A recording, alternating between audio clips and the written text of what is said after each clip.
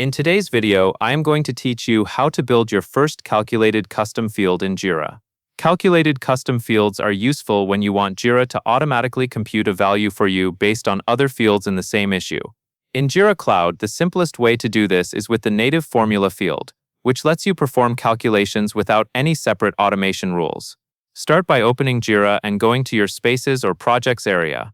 From there, open the main settings area for your site. In the Settings navigation, find the section for Issues, and then go to Fields. This is where Jira stores and manages all custom fields that can appear on your issue screens. Once you are on the Fields page, select the option to add a field, and then choose Create New Field. Jira will open a small setup flow where you pick the type of field you want to create. In the search box, type Formula to quickly filter the list. When you see the formula option, select it. This is sometimes labeled as a custom formula field depending on your interface. Next, give your field a clear name that matches what the calculation represents. A good name helps everyone understand what the value means when it appears on an issue.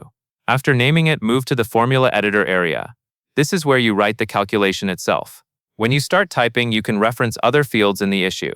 A helpful tip is to type Issue, and then pause, because Jira will often show suggestions for available fields you can use in your expression. Choose the number fields you want, and build the calculation carefully, using the operators you need.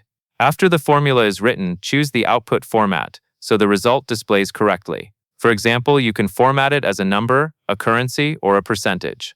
Pick the format that best matches how you plan to report on or interpret the value.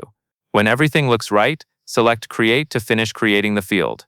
Jira may prompt you to associate the new field with the right contexts or screens. Complete any prompt shown, and then close the confirmation window once the field is created. At this point, your calculated custom field is ready to use, and it can calculate values directly within each issue. That covers everything you need to know.